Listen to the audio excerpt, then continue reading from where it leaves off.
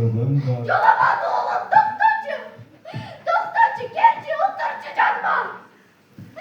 Oğlum kalın ayın karaldık seni engiler kılıp koyuşkan. Susadın oğlum. Oğlum. Artık yesin de oğlum. Ben kimim? Ben kimim oğlum? Tanrım oğlum. Adın Besteci oğlum. Adın kim? Oğlum. Adamdın adı isim değil mi? Oğlum. Adamdın adı Dönüm Bay. Sana çağıttırgan da öğretmedi beni. O caratkanım.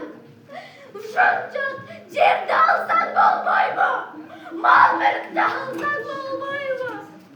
Uşancak cennetine kıyçırtlarsan hepsi azdak kalamı. Oğlum. Oğlum. Sen ne dediğin gibi kalaysın. Kocanın kolay aylar çaştı kala. Senin uğrun kime kendin bilesin mi? Senin uğrun Nayman. Sen Nayman uğrundan tarakansın. Oğlum. Oğlum. Devler kimdir oğlum?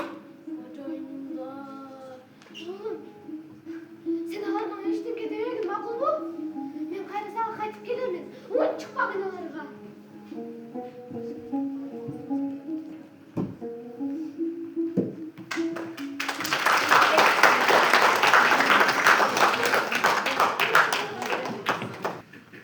Kim bu? Aç eşitli.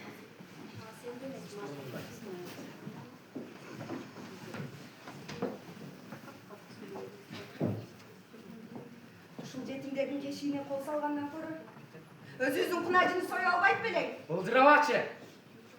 Мени үйрөткөндү кой. Өзүңдү билчи. Замандын бөрү болсо бөрү бол. Ушул кезде ар ким эле өзүң гана тойсом дейт.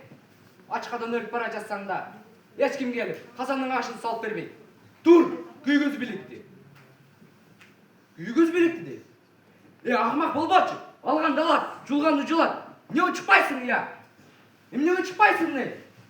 Эгер мен өзүбүздүн кунажын союп алсам, балабызга сүт кана. Же эмне? Элдин балдары өзүңдүн балдарыңдан артык болуп кеттиби я? Чапкалга жер ооп жетер белең. Ушуну ойлобойсуңбу я? Кетерибизге мас калганда мен үңкүрдөн ашкадан нерсин дейсиңби? Жетишет! Кышы менен калчылдап, тишимдин кирин соруп олтурдум. Мен бурдайм.